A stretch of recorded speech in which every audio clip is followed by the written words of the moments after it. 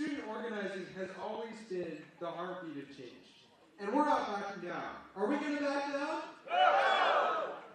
This evening, we're giving a powerful voice who's been telling the truth, fighting for justice, and lifting up our communities for decades. To introduce tonight's keynote speaker, please welcome the President of SUNY Student Assembly, Gio Harvey.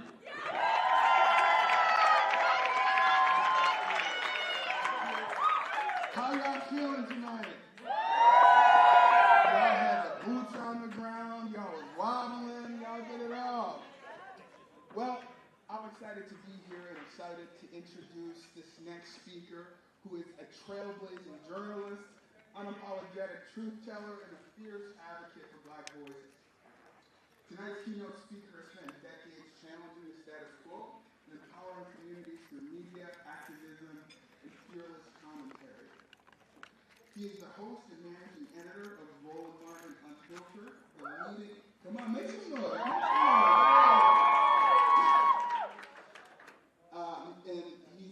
this is the leading Black-owned digital news show and the founder of the Black Star Network. Make some more noise for that. So whether he's on the front lines covering civil rights or holding power to account, his commitment to truth and justice is unwavering. So if you can, if you're able, please stand and join me in welcoming the one and only Roland Martin.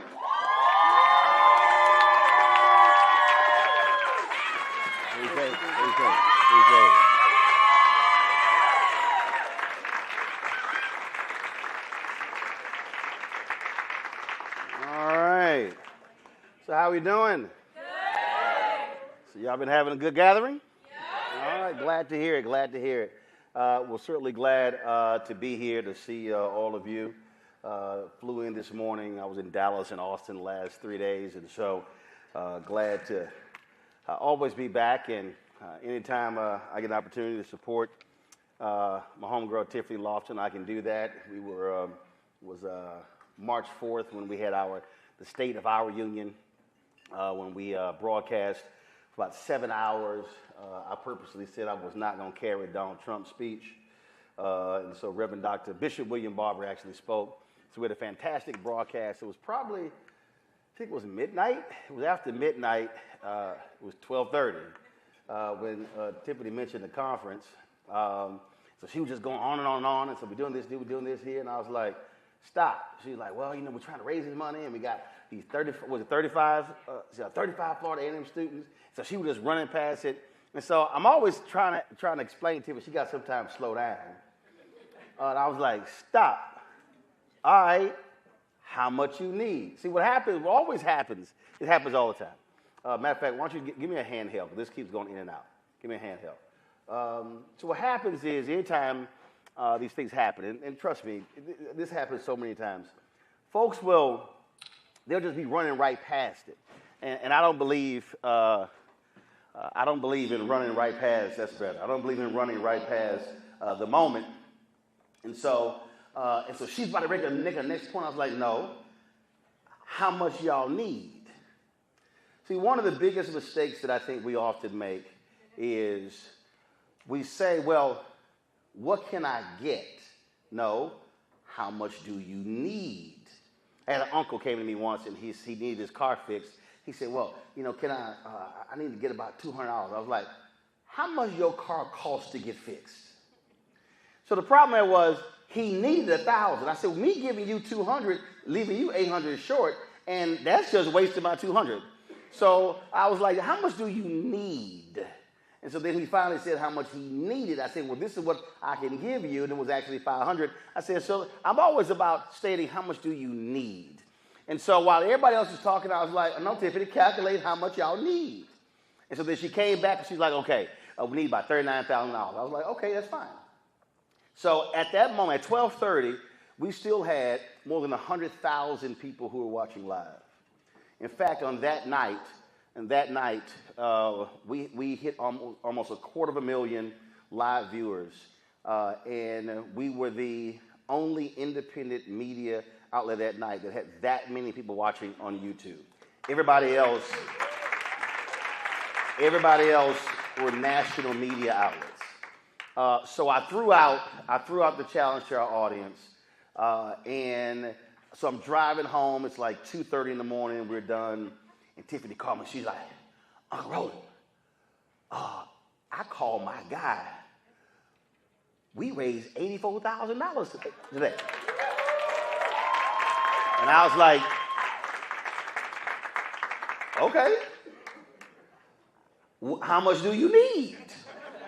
Because again, when we talked about it, she was talking about how much we needed for just the students at the Florida A&M. I said, but how much do you need for the whole conference? And so then, and I'd already said I would do 20,000, and then so this is probably the only speech I've given where I've paid to speak. That normally don't happen. And so then other groups came in, and so then I said, all right, again, how much do you need? So we put the call out again, and I said this week, I said, hey, let's raise this final 17,000. Now, why am I saying that? This is not had nothing to do with my speech, but I'm saying this because one of the greatest mistakes that I believe people make, whether they are student leaders or whether they are adult organization leaders, we often ask for what we think they are going to give, but we don't ask for what we need. You have to understand, you never know who you're talking to. And you never know who you're talking to, who they know, who can actually help you to get what you want. So leaving here, I want you, when you go back to your campuses and when you're thinking about what you're trying to do, I want you always to think about, what do we need? How much do we need? How many people do we need? How many signatures are we trying to get? Because we often are negotiating against ourselves and not fully knowing what the capacity is of the person or the group who can help. You may be asking for 10,000 and they were looking at you waiting to give 50. And so that's just a lesson that a lot of folk just have to learn. And so I'm glad that we were able to do that, and I'm glad that it impacted folks being able to come here, because the reality is there are a number of people out here. And the reason these things are so critically important, we built this network in 6.5 years.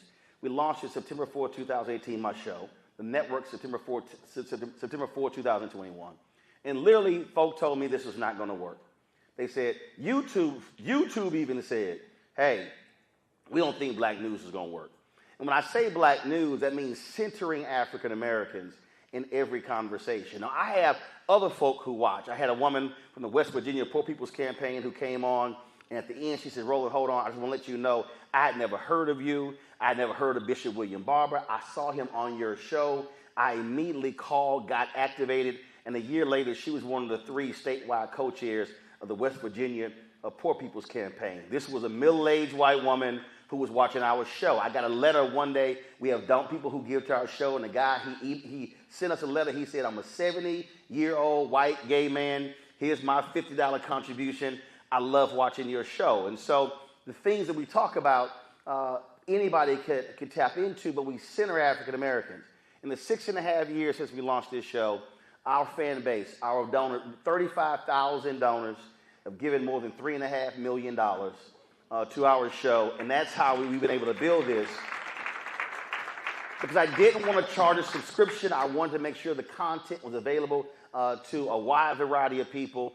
And there's nothing more amazing than when I run into people. When I came back today, it was a group of sisters. They had just come from South Africa, and they were like, oh my God, we've watched the show, we support. A brother from Nigeria stopped me saying, man, I watched.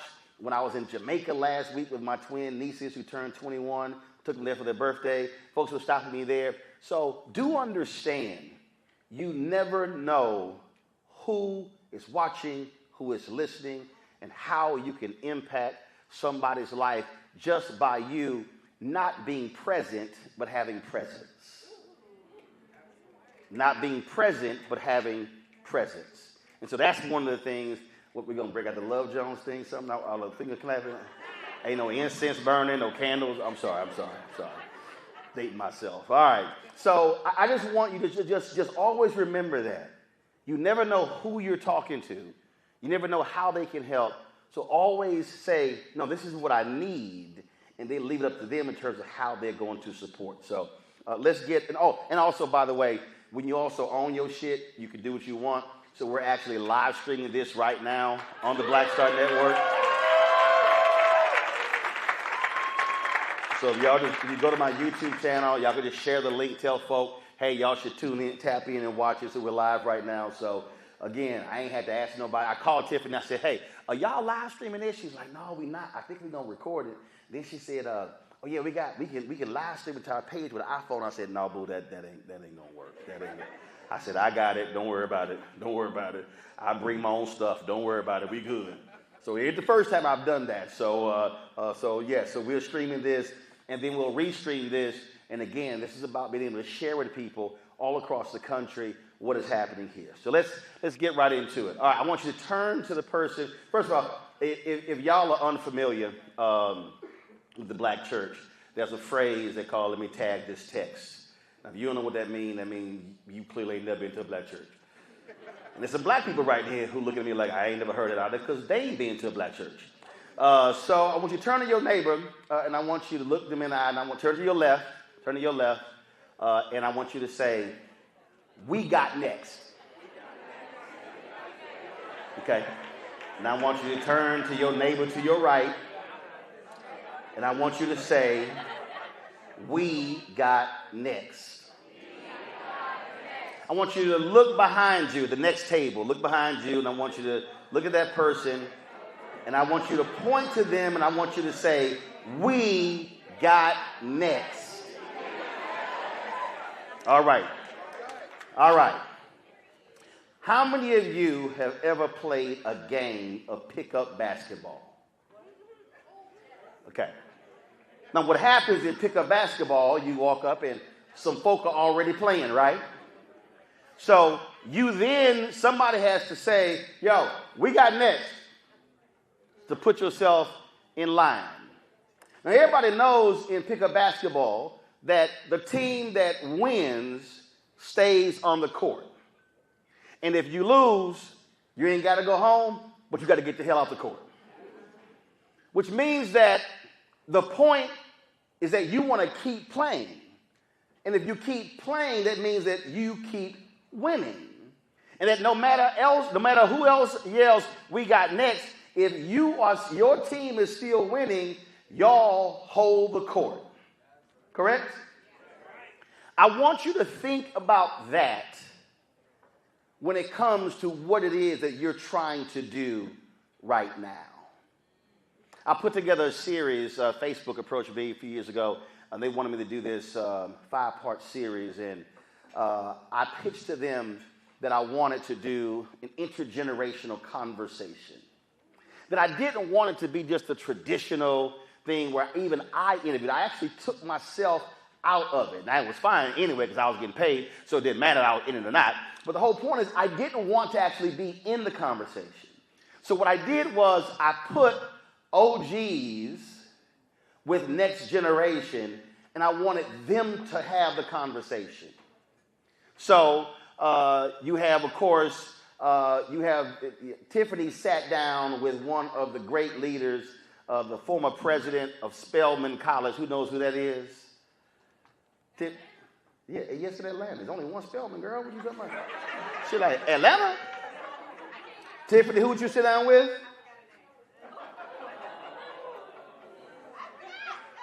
Tiffany. Okay. You making young people look real bad right now by saying, oh my God, I forgot her name. Like, really? Is it your memory that bad? Ooh, y'all need to go ahead and give that girl some juice or something. Dr. Janetta B. Cole. That's right. Hell yeah, I know it's right. How you gonna tell me it's right? Ooh, black people with blonde hair, I tell you. Okay. So then my frat brother Philip Agnew, I sat him down with Charles Cobb, one of the SNCC leaders. Bree Newsom sat her down with Bishop William Barber. Brittany Packnett sat her down with Alexis Herman. Rapper Chris sat him down with Chuck D. And the reason we did that, and Cliff Albright sat down with Andrew Young.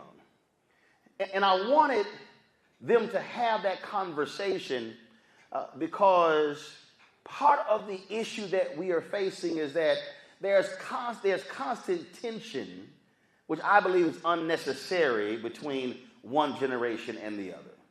The reality is no one is here without the previous generation, and we can't move further without the present generation. And the present generation has to also create opportunities for the next generation that's coming. And so that's why I wanted that conversation to happen, because I wanted them to have that dialogue, and we titled it, We Got Next. Now, you always got folk who are way too, they just extra. So I had some English majors go, well, you know, that's not proper language, saying, we got next. And I said, well, first of all, your ass don't own it. But I wanted them to understand is that that's the phrase that folk understand.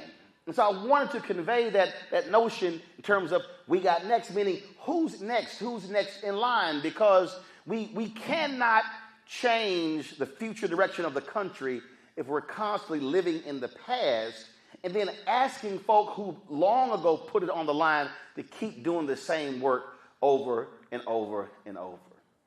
And so when I think about, for me, growing up in Houston, Texas, in Clinton Park, and what my parents did, they were two regular, ordinary folk, didn't go to college, no college degree, but they worked hard. They had a family of 5, and they cared about their community. And then when they decided to join with others to launch a civic club in our neighborhood, and they began to change things in our neighborhood. So for me, from the age of 8, 9, and 10, all the way through left for college, I was able to see what it was like, how a community could be transformed when regular, ordinary people got together and said, we want to do something to better the condition of our neighborhood.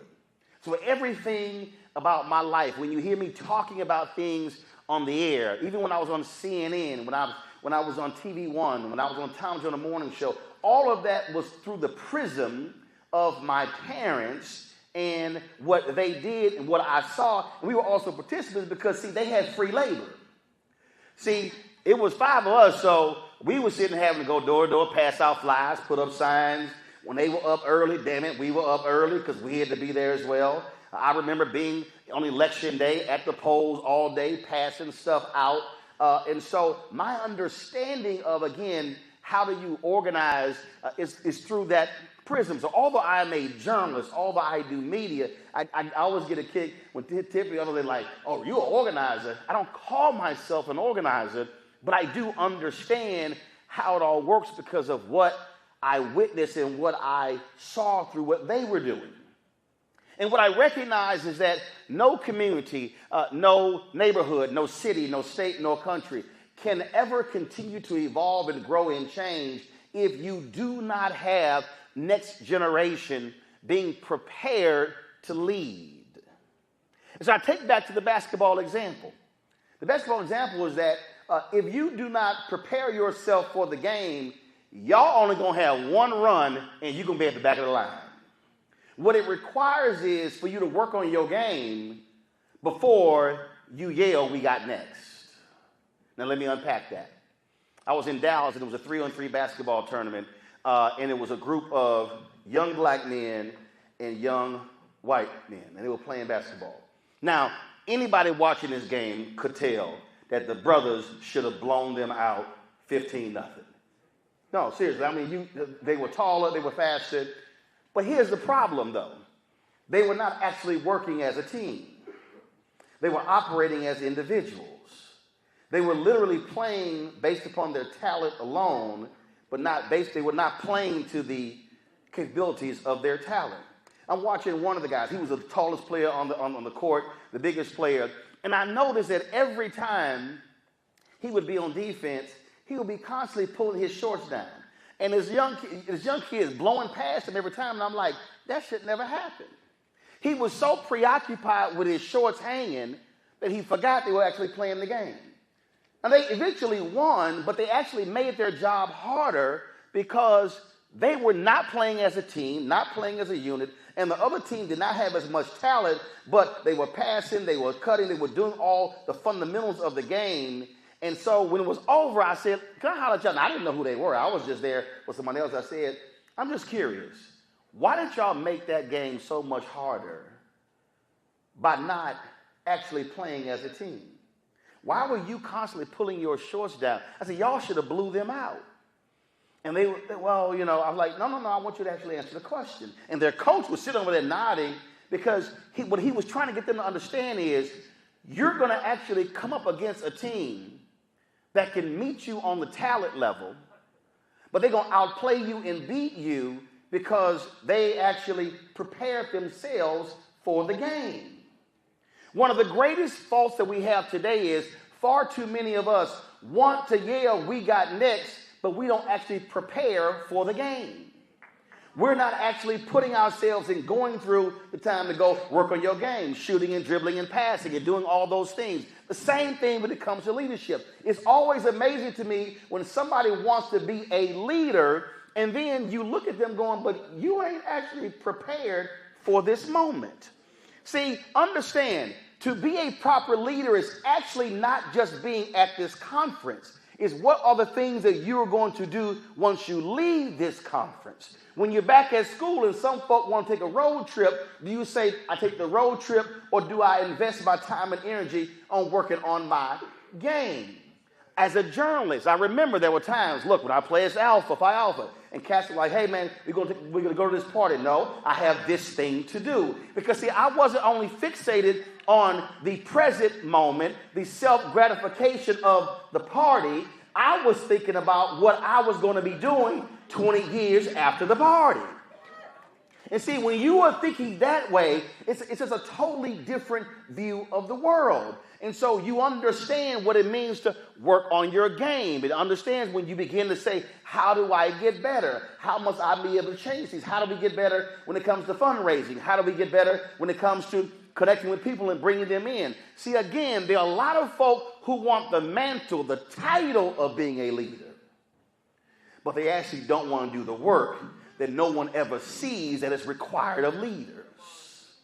And that's actually where leaders are created. Leaders are created not when everybody is watching. They're created when nobody is watching.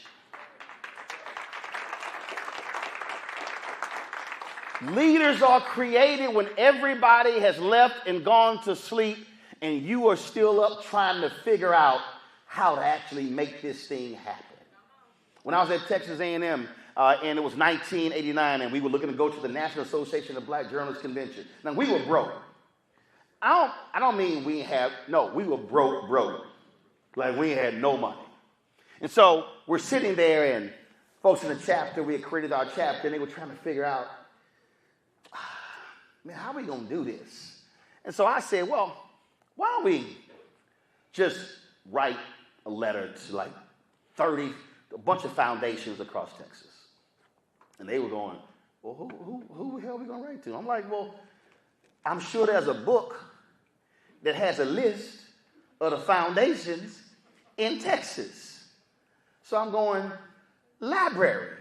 Now, let me help y'all out. Library is something that was pre-Google. It was a building that you had some of y'all looking like, man, I ain't been to the library ever. So I'm like, I know there's a book in that building that lists all these nonprofits. And so we went and found the book. So here's what we did. We then put the letter together. We sent to 30 foundations. We got rejection letter. We got 29 rejection letters. And it was like, damn, this ain't looking good. Because the convention was in New York. We had no airfare money, no hotel money, and we ain't had nothing. Then one day, we got a letter in the mail.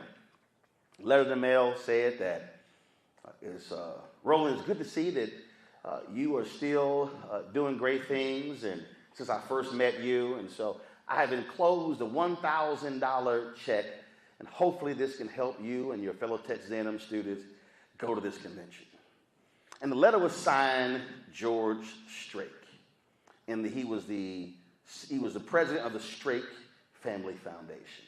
That $1,000 check allowed for us to pay for our hotel rooms, to be able to go to this convention in New York City. Luckily, my dad worked for Amtrak, so I rode the train for free. I go to this convention. I had $75 to last the whole week. I ate at every free reception I was walking into, I wasn't even invited, but I was like, look, they got food and drink. I'm going to talk my way into every single reception. Now, some of you may say, well, man, that's awesome, man. That $1,000 check. But let me roll it back. Who is George Strait? Now, this is 1989. I met him in 1985. George Strait was actually 1986. George Strait came to my high school for career day. And we were sitting in the classroom, and we didn't even know it was career day. So we were like, huh, really? So two speakers came in. It was George Strait, and it was an Asian woman who was a judge in Houston. Now here you got this Asian woman, a judge in Houston, and George Strait, when they read his bio, he was a former chair of the Texas Republican Party. Y'all looking like, see, y'all like, damn, I heard all the moans on this side of the room. But here's why you shouldn't moan. Walk with me.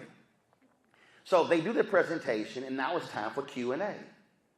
It's about 30 plus students in the class. Coach Mumphrey, 11th grade government class, he's like, students, any questions? I'm sitting on the far right. Now, I'm always ready, and I'm looking, ain't nobody asking questions. So I was like, boom, I start throwing out questions. All right, get another. Now, mind you, she's a judge, that's fine. But at the time, he was the former chair of the Texas Republican Party. Ronald Reagan was president. I started hitting his ass with questions. Oh, no, y'all understand, hitting him. And I know he was thinking, who the hell is this little black kid hitting me with these in-depth damn questions?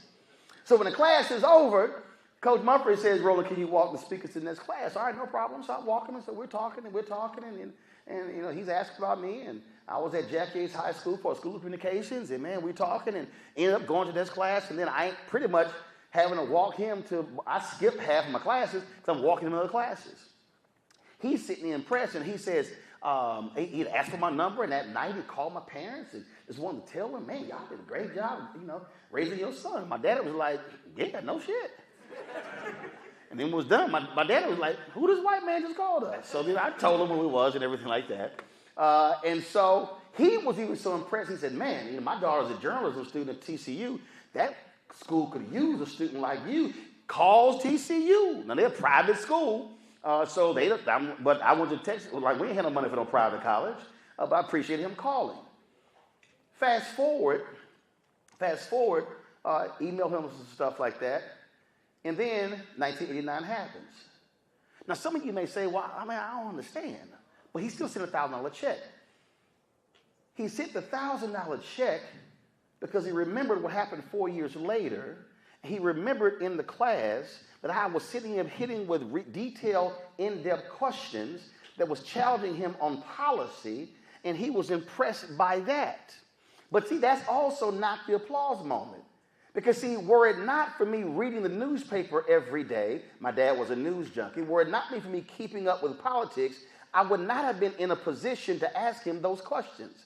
And then if I were not in a position to ask him those questions, if I didn't have the courage and not succumb to peer pressure to say, I'm the only one asking questions, then I would not have even had the ability or the opportunity to challenge him with those questions. He would have never saw me, recognized me, then he would never remembered me, and 4 years later there would never have been a $1,000 check. Now, why is that important? Because it was at that convention when I ran for the national board as the national student representative for NABJ. It was in that position I began to make changes and begin to meet people in the industry. Nearly every job that I had for the first 20 years of my career were a result of the relationships established at that particular convention. So now, imagine if I had not put in the work unbeknownst to me of watching news, reading the paper, retaining the information. Now when the opportunity presents itself, I now can hit him with questions. He then sees that, talks to me, recognizes that results in what takes place in '89, and literally my entire career was driven by those relationships. That's preparation before the game. What I'm trying to get you to understand is you don't know who you are going to run into at any given time, at any given day, yet when it's time to play, when it's time to be in the game, you like, yo, I'm ready. I got next. I'm going to hit you with questions. See, that's why it drives me crazy when I go to places, and I go to many universities across the country, and I'll talk and I'll say the same story. And you know what ends up happening? Folks sit in a room and they say nothing. I'm like, did they not just hear what I just said? And see, what they don't understand is that I've hired students. I've hired people. So if you never, ever make an impression on someone, they will never remember you. So if you never talk, if you never ask a question, you never present something, then the person who's standing there will never, ever know who you exist or where you are. And so the challenge for every single one of us is to remember that you don't know when the opportunity is going to present itself for you to make an impression. But what should always happen is when the moment comes, you are then ready. When that moment happens and you don't know when, it may happen on your campus, it may happen off campus, but I can tell y'all something right now. It does not matter what I did as a student, but it ain't gonna change today. I can go from doing something to being in that mode faster than you can go, you can drive a Lamborghini. We came in, Tiffany's like, hey, do you want to come to the room and where you can run? No, I'm ready. I'm like, I don't need to go to the room to rest. She's like, well, get your thoughts together. No, my thoughts together. Let's go. See, that's the difference between leaders. Leaders grab the moment. Leaders assume the mantle of leadership. And lastly, leaders never ask permission. The greatest thing I can't stand hearing from next generation leaders is when they gonna pass the baton. Damn, somebody passing a baton, run your race. That is the one thing that I see that keeps people down. They're waiting for somebody to tap them. They're waiting for somebody to say, now you can lead. That means nothing because leadership shows up even when you don't have a title. I'm going to close out with this. First of all, I'm going to help you out. That red card you holding, can't nobody see that red card way the hell back there. So I don't even know what the hell that is. It say 510, I don't know. You got a red card and a yellow card. What's this, a soccer game or something? What you doing? I don't even know. Just letting you know. I don't know. So your ass is back there waving like you in church. I don't know what he doing. I'm going to leave you with this before we go to Q&A so I can get you to understand what happens when you lead even without the title. I'm working at Wendy's in college. Guy comes up, orders a burger, fries, drink, fix the order, take his money. I'll go about my business. I come back 10 minutes later. He is standing at the counter with the manager and got the burger and the fries laid out on the counter. He got the bun, everything separated. I'm like, what the hell is wrong with him? Like, he ain't gonna eat the burger and the fries? So I walk over, and the guy say, can I speak to you? Yeah, sure. He goes, this is really well done. And I'm like, no shit. He's like, applied the mayonnaise properly, a good piece of tomato and lettuce. I'm like, what is wrong with this white man? Go eat this burger. Why is he he's literally breaking down the burger? And so he asked me, this is he's like, the meat was cooked properly. I was like, well, yeah, that's what y'all showed us in the video. That's how we're supposed to make a burger. I'm trying to understand what the issue is. He goes, let me ask you a question. He said, you a manager? I said, no. He goes, are you assistant manager? I said, no. He goes, are you a crew chief? I said, man, no, what's up with all these questions? He said, what? Then he looked at me, he looked at my pants and my shirt and my apron and my hat. He's like, so what are you? Man, I work here. He was sitting, he goes, well, let me tell you who I am. He said, I'm the regional manager. I cover all of the Wendy's in this region. I have the highest performing Wendy's in the entire region. He said, you can come work at my store anytime. I said, man, your store way too far. This closer to my house. But here was a lesson. He was trying to figure out his uniform is clean, it's crisp, he made the burger right, fries right, everything. He associated great work with the title. He thought I was a manager, assistant manager, crew chief. No, I was a line worker. The point there is great work can happen even when you are not the president. You can be a great leader, you ain't even on the executive board. If you let your skill set show, somebody will recognize your skills. The lesson there for so many of us is not to get caught up in that I wasn't elected, that they didn't pick me. The lesson is, if I show what great work looks like, great work will be recognized by somebody else. And when you focus on the work, when you focus on the skill set, when you focus on getting the task done and not worrying about who gets credit, and not worrying about who speaks at the news conference, and not worrying about whose name is on the social media page, when it's about the work, then the reward is you know what the work produced. I want every single one of you when you leave here to understand that you've had great meetings and conversations and training sessions, but when you leave here, you are going to have to spend lots of time working on your game, working on speaking, working on writing, working on all those things. And there may not be people around you to ask, and they will not even be there. But when you put in the work before the game, when it's game time, then all you say is, let's go. We got next, because we about to run this court. That's what real leaders do every day.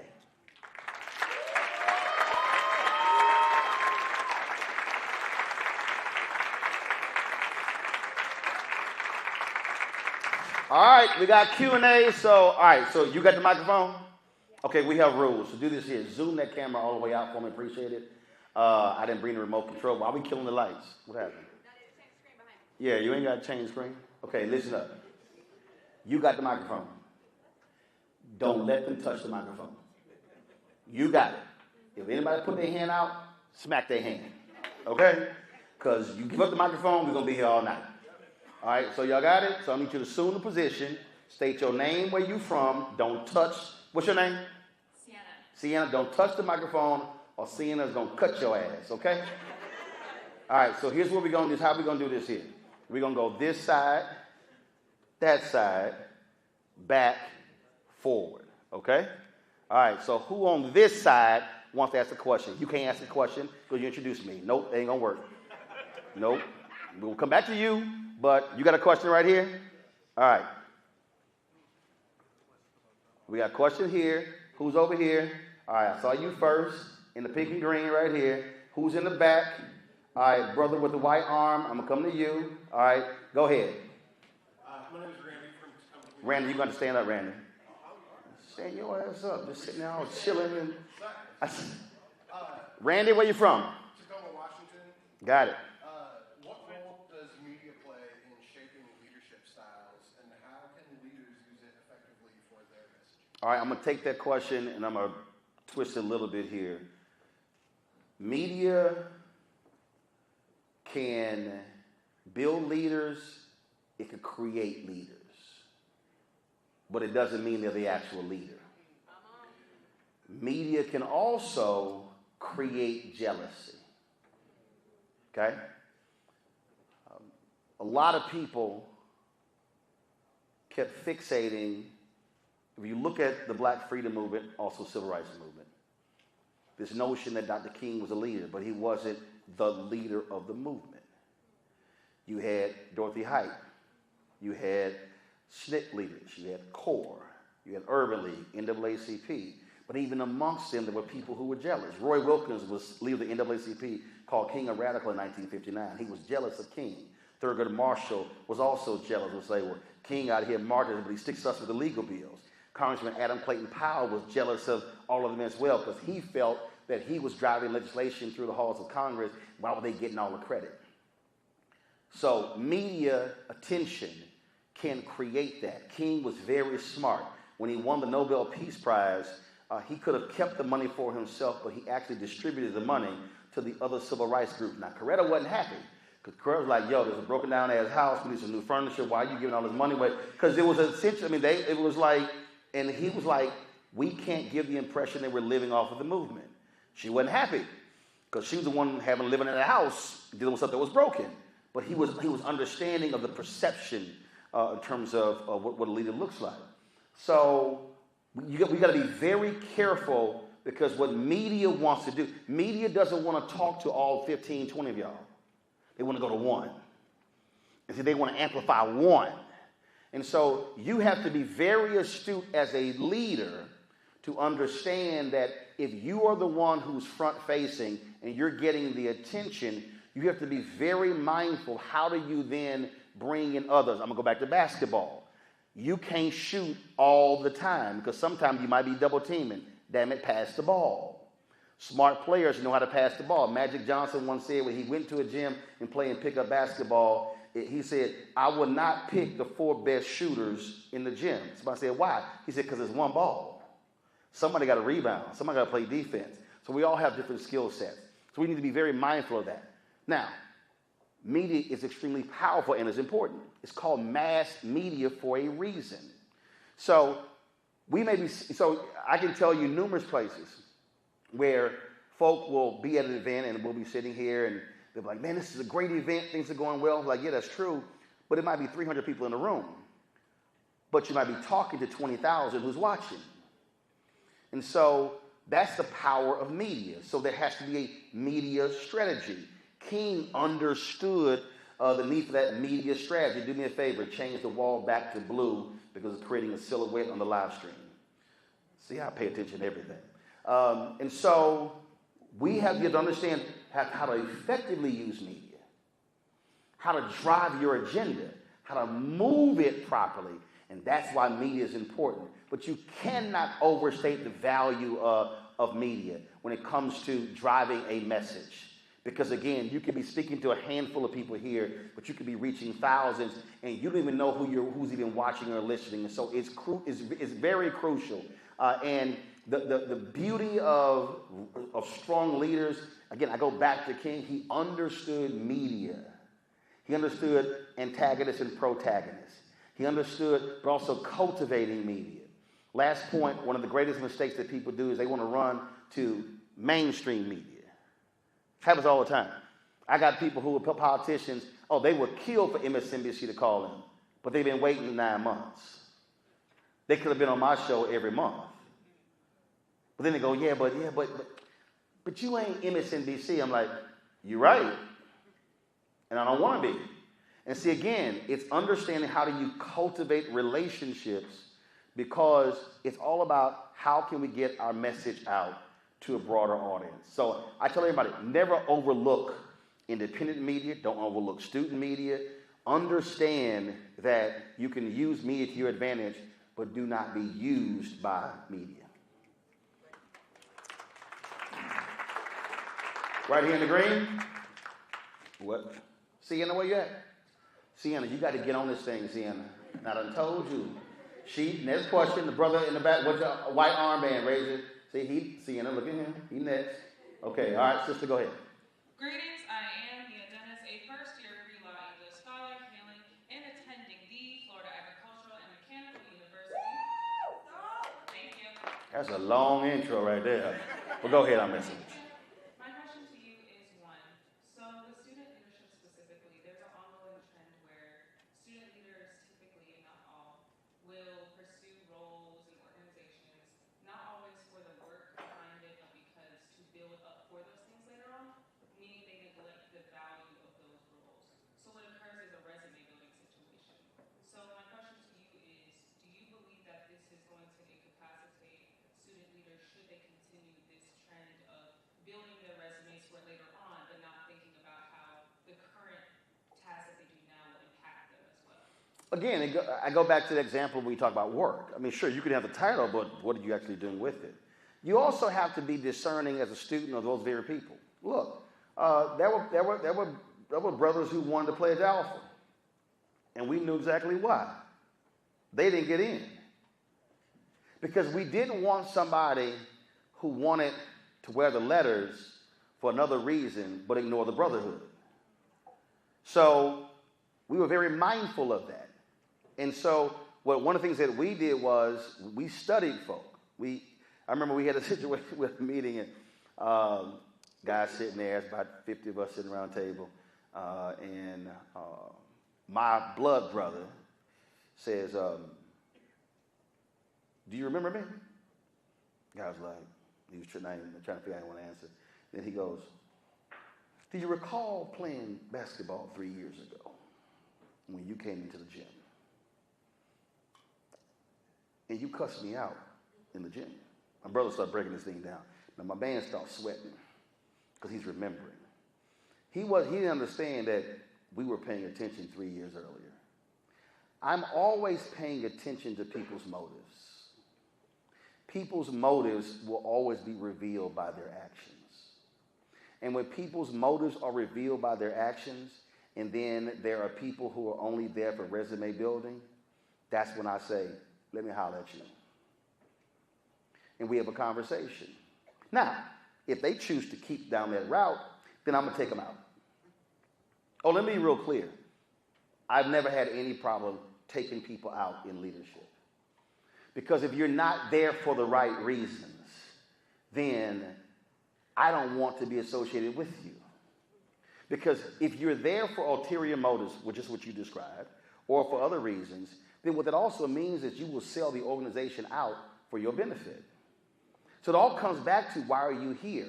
Which is why when we are picking leaders, we have to be picking leaders for real reasons. Oh, sure, so-and-so speaks great, but they can't plan worth the crap. So-and-so looks great, okay, but can they organize? We have to recognize that we are all humans. We pick people for wrong reasons. I did a video after the inauguration of the twice impeached criminally convicted felon-in-chief, where I don't use the title president because he ain't earned that, where I said America wanted a king, they got a king. Remember, you read Samuel, the people of Israel said, man, we want a king. God's like, why y'all got a king? You got me? No, we want a king. Okay, I'm going to give you a king. Oh, I'm going to give you a king. Hey, Saul. They're like, man, why you had to give him up? No, y'all wanted a king. We got to be mindful. Why was he picked? He was the tallest. He was the most handsome. We pick folk for reasons like that. And so we have to learn to understand how do we discern leadership and what are the requirements of leadership. It's not always who's the most vocal. It's not always who is the most popular. The question is, what are the tangible assets that we're looking for in a leader? And even when I was in high school and college, and that was the whole thing, and you can make the decisions. I remember in high school, we were sitting there and trying to decide whether we had this assembly with seniors, and they had just said that half of the class hadn't bought their graduation invitations and all kind of stuff. So they discussed on a class trip. Now, all the leaders up there entertaining this silly conversation about Jamaica, Cancun, and I was like, they broke. Why are we having this conversation? So I got up and I said, give me the microphone. I was like, why are we doing this? Y'all came to 4 graduation invitations. Your ass not going to Mexico. I said, we in Houston. I said, so let's just be clear. Y'all need to take a senior trip down to Galveston for the weekend and come back. Now, man, they were all cussing me out. They were like, I wish he'd sit his ass down. They were dreaming. You know where they went for the senior trip? Galveston. But the leaders did not want to go ahead and be honest about the reality. I'm like, no, we ain't doing this. And so that we have to be very smart how we pick leaders. Too often, as students or as adults, people, once we finish, we pick people for the wrong reasons. We also cultivate people for the wrong reasons. And the last point is, this is the most important thing about leadership. everybody is not destined to be the president or the vice president. I'm going to use sports again. You may be a great defensive back coach, but you're not a head coach. So when you know your gifting, focus on your gifting. Some people like, bro, I do not want to be the person out front. No problem. Your leadership can be in this here. I'm not going to force you to be out front. And so those are just some honest things that we have to be able to do. But we got to be willing to go to some folks and say, let me holler at you, and check them on their motive and their intentions as to why they're here. Question. See, and I don't hand the microphone. He talked, man. My name is Charles Walker Hoover. I'm from Springfield, Massachusetts. I'm a junior in the W.E.B. Du Bois Department of African American Studies at UMass. Another long title. And my question was, how do you operate in difficult rooms and change the culture of those environments?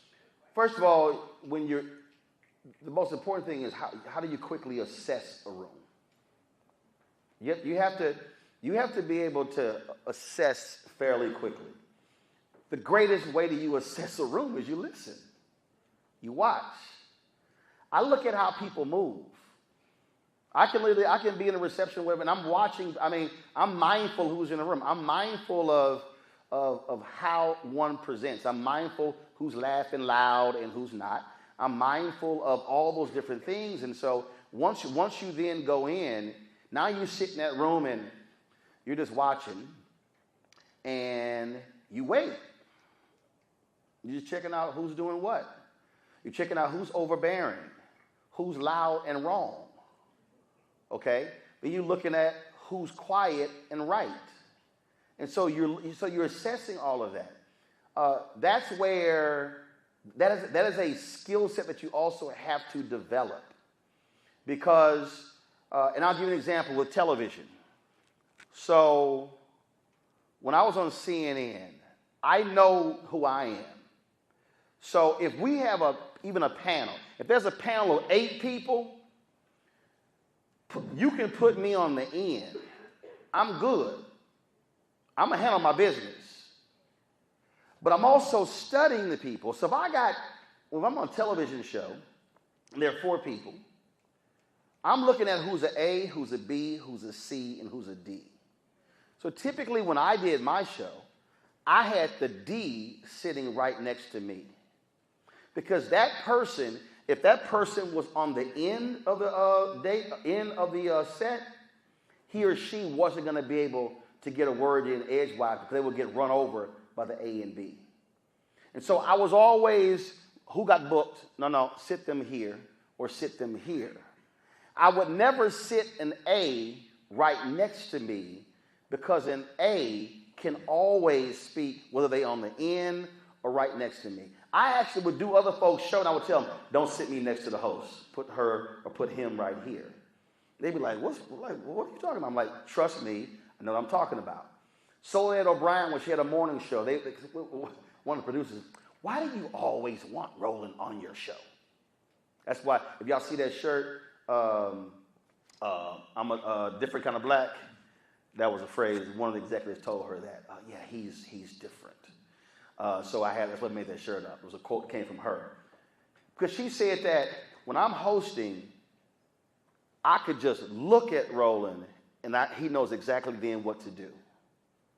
Because I'm also assessing all the other people who are on the set. Now I remember one day it was breaking news and the woman who was next to me, she was not a journalist and this woman was terrified. She was just like, what in the hell did I walk into? But it was breaking news. And I reached over, tapped her hand, you'll be all right. I then wrote a question and slid it to her. And I tapped it and I said, ask this. And then when the show was over, she's like, oh my God, thank you so much. But because I was paying attention, I'm seeing her body language. I'm seeing her breathing pattern. I'm seeing how exasperated she was. Well, we were on live television. I needed to calm her down. She needed to feel like she was part of the conversation, so slid her a question, and now it's a group thing. It only happens if you're paying attention. And that's really the kind of assessment and discernment that you have to have, no matter what room you go into. There are times when you're going to be the strongest voice in the room, and I've been in that situation many times. But then there are other times when I'm real quiet, and then people look at me like, Roland ain't never quiet. Because the moment I don't need to be at an 8. The room requires me to be at a 3. Now, when I need to be at a 9, I'll go to 9. But I can modulate. I can go from a 1 to a 10 depending upon the temperature of the room.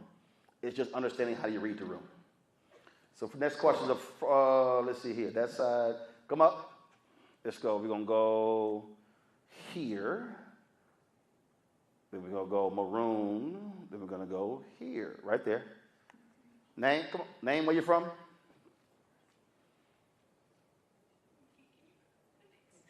Hi, I'm Lotus Taylor. I'm from Westchester, but I go to school at Binghamton University. Binghamton? Binghamton. I think I spoke there. It's upstate. I appreciate that you're an alpha. My dad's an alpha. Good man. Yes.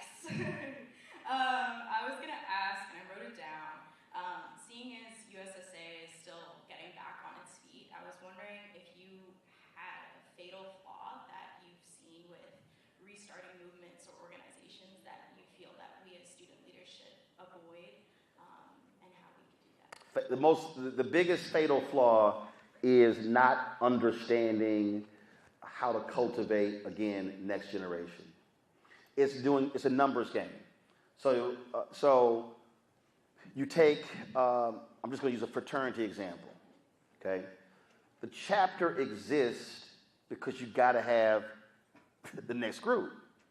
So if you have a line in the spring of 12 people and you don't have one in the fall and you don't have one in the spring, but that line is comprised of mostly juniors and seniors, you're going to have a problem a year later because you don't have members.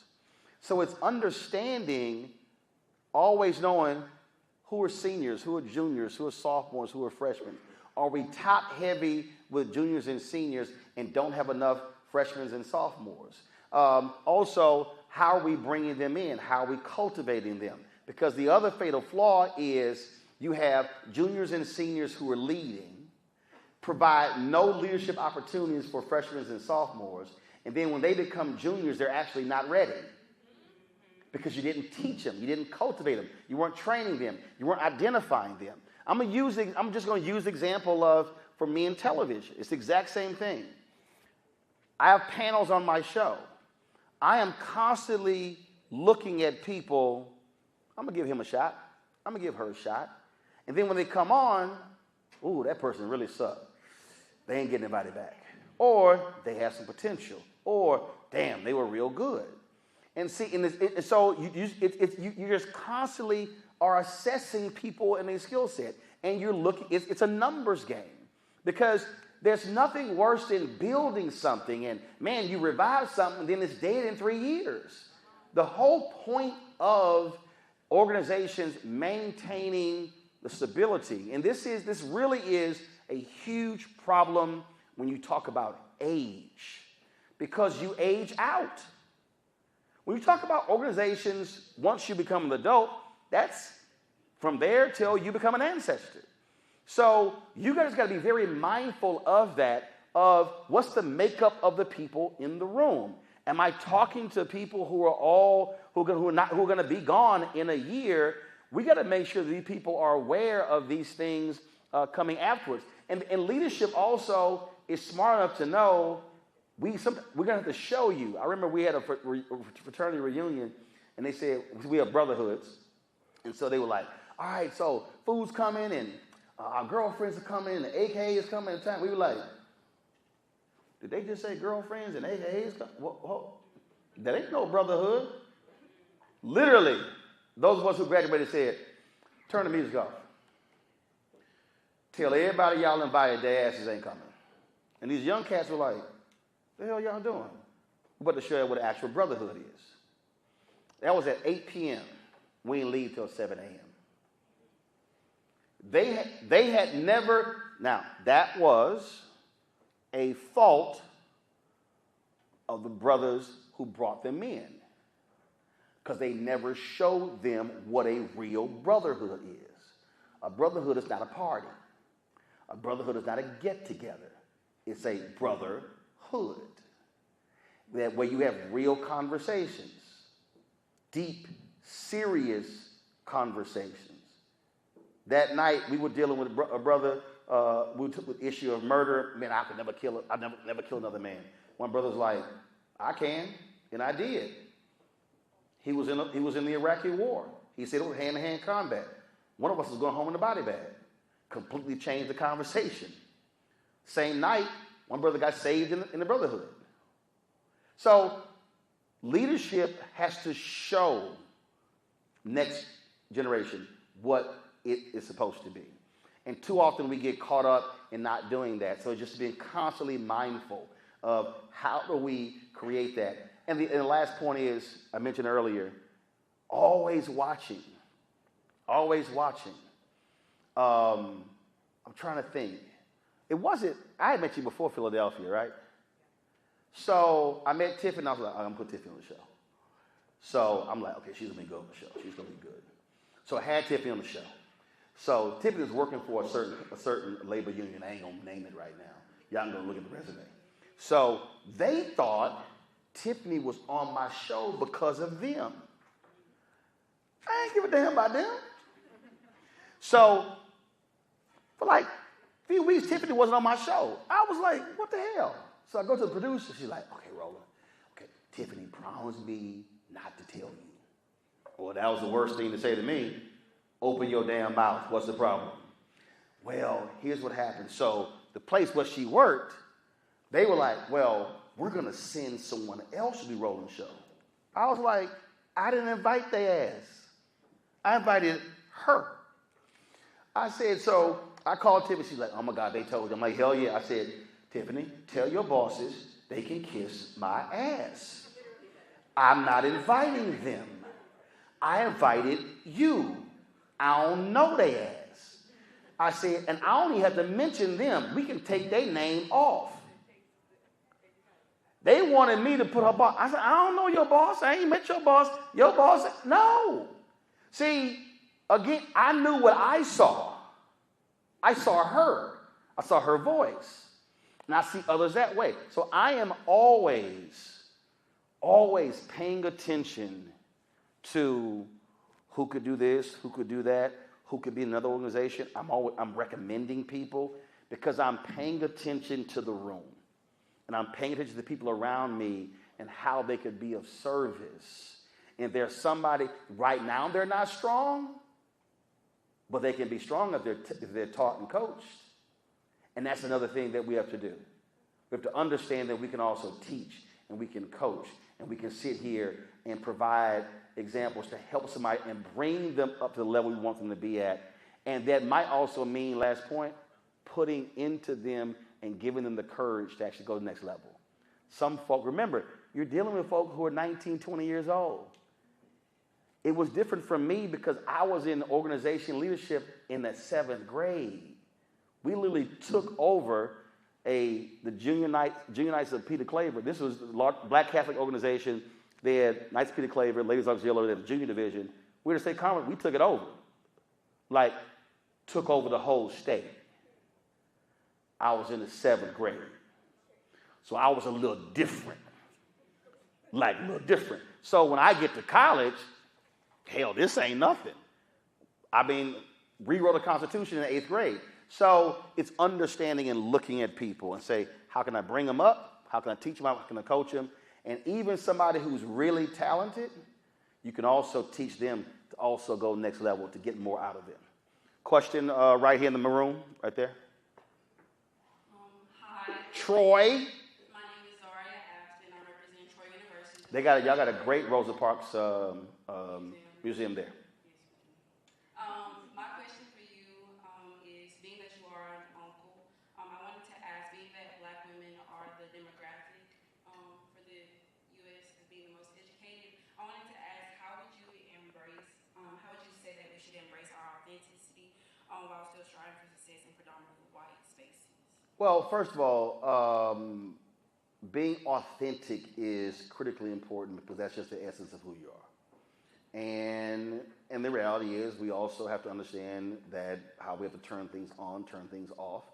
But you also reach a point where you say, this is just who I am. And you recognize, you have to be, I go back to discernment. You got to be also, you have to recognize your microaggressions. You have to recognize, how people how they bring their bullshit to the table. When I worked for the Fort Worth Star-Telegram, I remember I was working on something, and my editor, Kate Northcott, she was standing right next to me, and she says, yeah, you really need to get your production up. So I stood up, and I walked around in a circle, and I'm going to cuss this white woman out. I said, let me breathe. She's like, we should take this to the office. I said, yeah, you want to take this to the office. I said, but I'll be there in 5 minutes. So I went to my desk and I printed some stuff out. So I walked into the room. I literally walked in. I was like, I threw it on the table. You might want to read that before you start talking. Now, she had challenged me on my production as a reporter.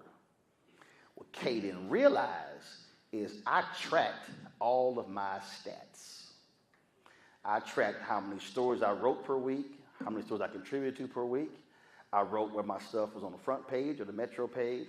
And so the first sheet was my production. She goes, we don't measure production by how many stories you do. Well, what the hell is production? I said, I understand. Turn to page 2. 65% of my stories ran on the front page. 35% ran on the Metro cover. I said, now, if those are not quality stories, you've got a problem. Because you're one of my two editors. I said, Kay, can we dispense with the bullshit here? I said, y'all had a meeting when my name came up. I said, oh, you didn't know I heard about the meeting. And her eyes got real big. I knew what was at play. I knew what was happening. Now, while there was another white journalist who worked on the staff, same age, he covered county, I covered city government. He made numerous mistakes, but the white male editors, he was aggressive, he was a go-getter, but I was arrogant and cocky. But I was actually better than him. So I understood what was at play. So when you so you have to be paying attention. So I had one of my white staffers go, man, I would have never thought to keep up with how many stories I wrote. I said, because you don't think about getting fired. I'm black. I was the only black male news reporter in the entire newsroom. So I understood the reality of the dynamics. And so I was protecting myself. Anytime somebody would send, this is really before pre-email and social media, somebody would send a letter, great story, I would make it 2 copies.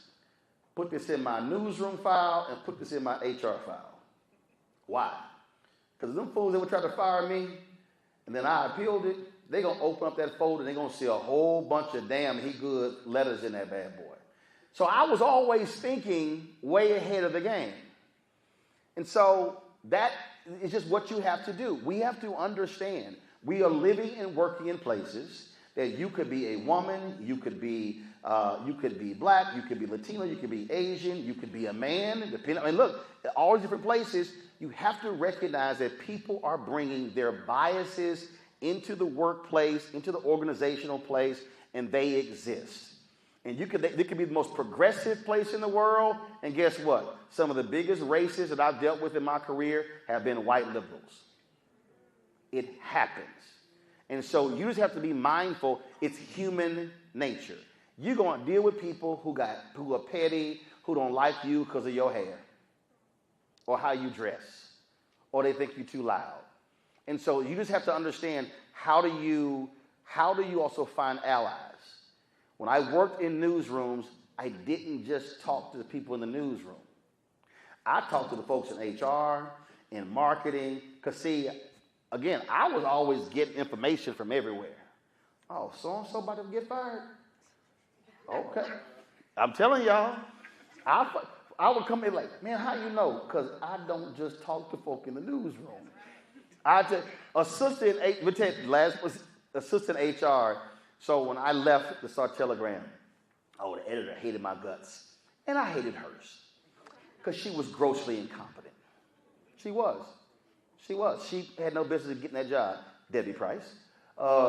Yes, I will tag your ass on social media and in a speech. I don't subtweet. So, yeah, when y'all see me go with somebody on social media, I put their name on there. So let me tell you what happened.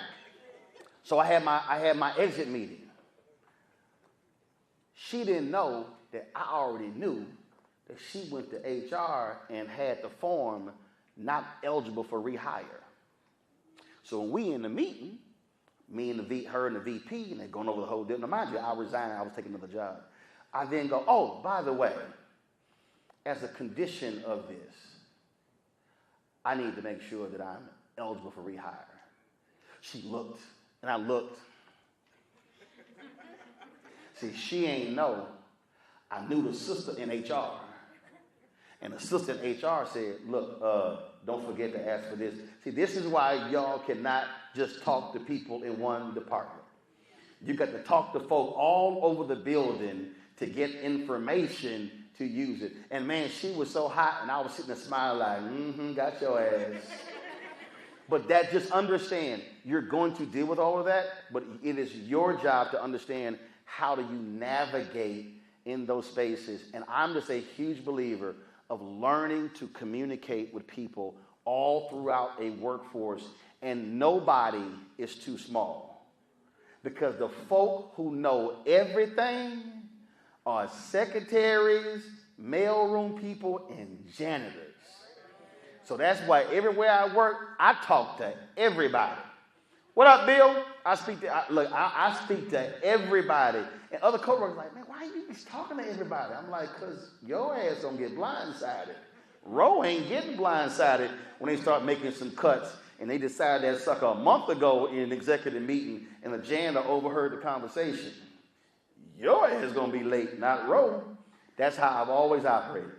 That's how you manage those things. You got a question over here, Sienna? Last question.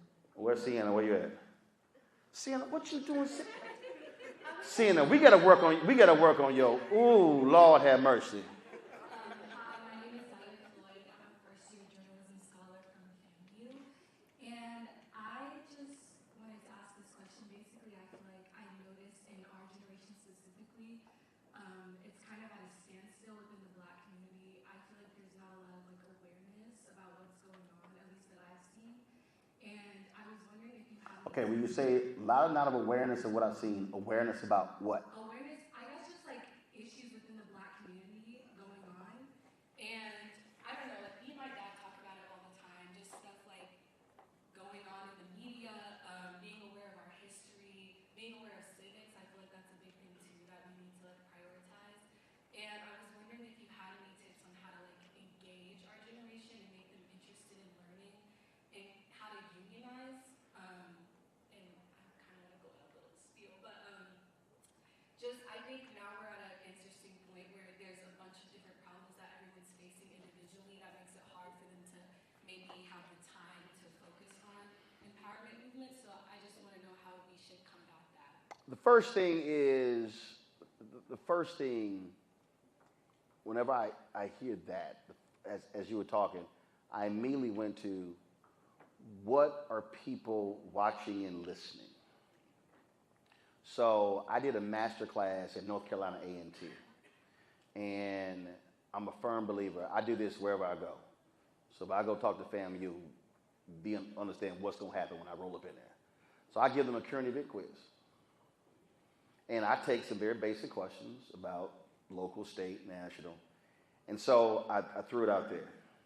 And I would say the majority of the students absolutely failed.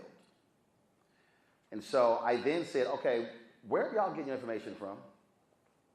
Shade Room, Ball Alert, Hollywood Unlocked, Jasmine Brand. They're throwing all these things out. And I'm like, okay, I see why y'all failed. Now, I know the folk who run those things, and great people. But the reality is, those are not news organizations. They're actually rewriting other people's stuff. When you look at, we saw this in the last election, majority of folk 18 to 34 were getting their information from TikTok. We now know, under the threat of them shutting down TikTok, TikTok was amplifying conservative Republican content and was deplatforming folks who are progressive. What folk have to understand is that they are thinking, oh no, these platforms are just even. No. I've got 1.4 million followers on Facebook. We had 1.76 million on YouTube. I've had 1.3 million on Facebook since we launched. When Facebook decided to de-emphasize news, we used to have anywhere from, when we went live, we would have anywhere from 6 to 10 to 12,000 people watching live on Facebook, and it was like 1,000 or 1,200 on YouTube. Today, I can go live on YouTube. Remember, 1.76, 1.4. I can go live on YouTube, and I'll have 5, 6, 7, 8, 10,000 watching live, and I have 34 on Facebook. That is impossible unless you have adjusted the algorithm. So the problem for this generation is that where are you getting information from that's trusted, that's real, that's authentic? And so that's a huge part of the issue. I had someone ask me, they said, man, you really should do some entertainment. Nope. Let me be real clear. I don't give a shit what celebrity, who they dating. I don't care who got married. I don't care who just got divorced. I don't care who had a baby. If that's the content that you want, go somewhere else. But in my 2 hours, I'm not doing that. I'm not doing gossip. I don't allow housewives on my show. I don't talk about those things. I can't, because there's so much of that. We are inundated with that everywhere else, especially in the black community, where I said, no, I cannot and will not do that on my platform. And if you want it, go somewhere else. Now, does that mean that, oh, we're doing 30 million views a month? Oh, could I be doing 40 or 50? Yep. Does that mean more views? Yes. Does it mean more money? Yes. But I can't live with that because we are already saturated with that. So when we're talking about in your circles, whether you're black or Latino, Asian, white, does not matter, you need to be asking the questions of your peers. What are you watching, listening to, and reading? Because the problem is you have folk who might have leadership titles who are grossly ill-informed about what's going on, if they're not paying attention to any of these issues. This is the greatest threat to the future of an ill-informed public. And I'm telling you, I have witnessed this, and this is not just an 18-25 thing, a 25-34 thing. This is a 45 plus. This is a 55 plus. Folk who are not informed, who are not understanding. The content that I do every day does not have an age minimum. It doesn't. But when I look at numbers, and again, if I pull up the YouTube dashboard, and I click analytics, and I go to audience, and again, the stuff that we do, news, politics, culture, we're having interviews with politicians, community activists, we're talking about a wide variety of issues. This is the age breakdown. 65, this is the last 28 days. So this is based upon views in the last 28 days. So in the last 28 days, we've done 27.7 million views, added 116,000 subscribers. The watch time is 7 million hours. Yet when I go to audience, 13 to 17, 0%. 18 to 24, 1.1%. 25 to 34, 4.3%. 35 to 44, 10.9%. 45 to 54, 20.9%. 55 to 64, 29.6%.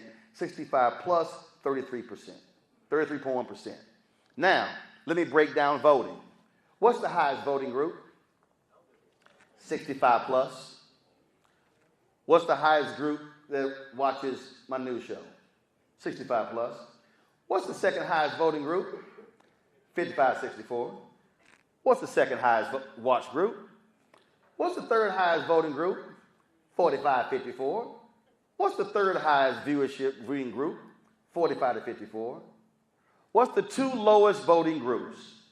18-24, 25-54.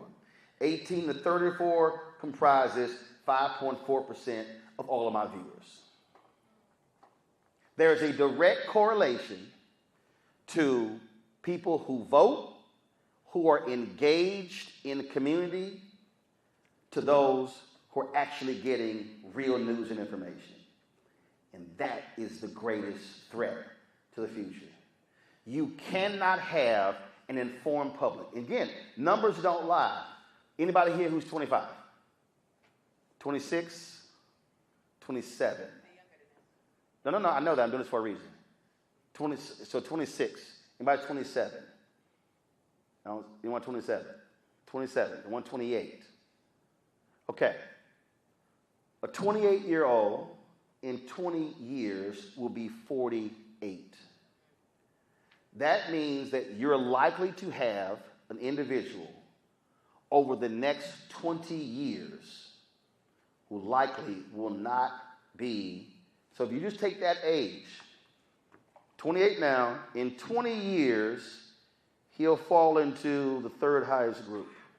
So can you imagine what it's going to look like if 18, 19, 20 today, for the next 10, 15, 18 years, is paying no attention to anything outside of entertainment, sports, gossip, and BS? It's going to be harder to get them to understand the issues that are at play. So when he asked the question earlier about media, that's the power of media. Because there's no other place. Well, my friend, your friend don't read nothing, don't study nothing, what the hell are they talking about? And so that is the danger of, well, this whole thing. I'm going to do my own research, but you don't even know how to properly Google. And don't even know how to discern what the source is. That's why when people come on my show, had a Republican like, man, why you always going hard on Republicans? Because y'all lie. I don't allow lying. If you came on my show and said something, I'd be like, hold up, that ain't true. Now you can finish. Because how I operate, if he said something that's not true, and he's listening, and if I don't say anything, he's going to go, well, I guess what he said is right, because nobody say nothing. I don't allow any lie to go. It could be a mistake. March 4th, Tiffany said something. I was like, no, it was so-and-so. She's like, oh, yeah, that's right, it was so-and-so. See, it was just something real. It was a name. I couldn't even let her keep talking, giving the wrong name, because it was wrong. That is the greatest threat to the future when we talk about this generation of young Americans. It's the information that they are getting, and it is a grave threat. And it's going to be harder for you to engage them, to mobilize them and organize them, because they're going to be so checked out. And the problem is they're going to respond to stuff in the defensive. Why we ain't know? What are you watching? What are you listening to? That's why you didn't know. And that is the hardest thing that's happening in the black community. That's the hardest thing that's happening all across this country.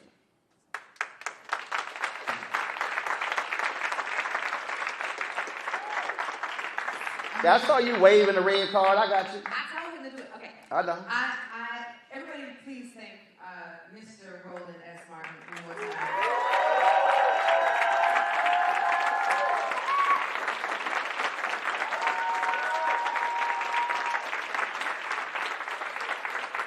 And I'm going to take a little bit of personal privilege. I wouldn't normally do this, but I have to do this in a special occasion because Roland did tell the story about how his viewers have completely supported this conference unapologetically, and then he also, I thought he was going to be like, nah, never mind, you got enough, and he still was like, no, I'm still going to give my pledge. Can all of my rappers please come to the stage so we can get this group photo, because y'all are here because of this man who's on the stage. The stairs are over here, and y'all give it up for FAMU, who turns out big time at the conference. So we can get this beautiful photo. Thank you so much. Thank you so much. Appreciate it. I'm glad y'all are here. Appreciate it. Hey, that is so great. What's up, Doc? All right. You got it. What's up, bro? Don't touch it.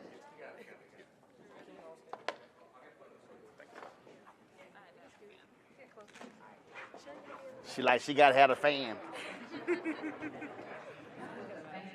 There you go. This line right here? All right, cool. Stand right there. There we go.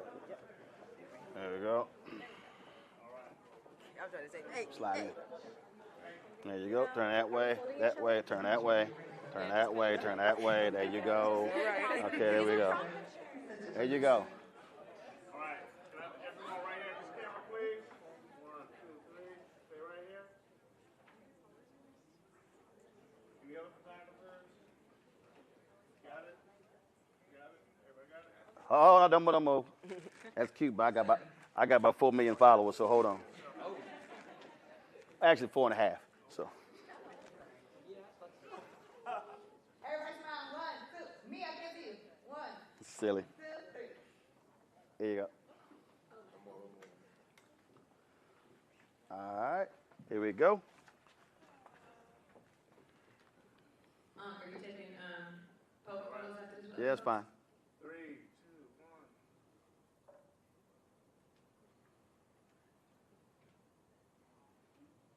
1. All right. Cool. Uh-oh. Okay, good. So listen, I know that there's a lot of people in this room who want to take photos with Roland. He said he's going to stick around, and he's going to grab his thing. Where you had it? He's going to grab his things and send over here. FAMU, thank you so much. One more round of applause for FAMU. He turned out at the conference.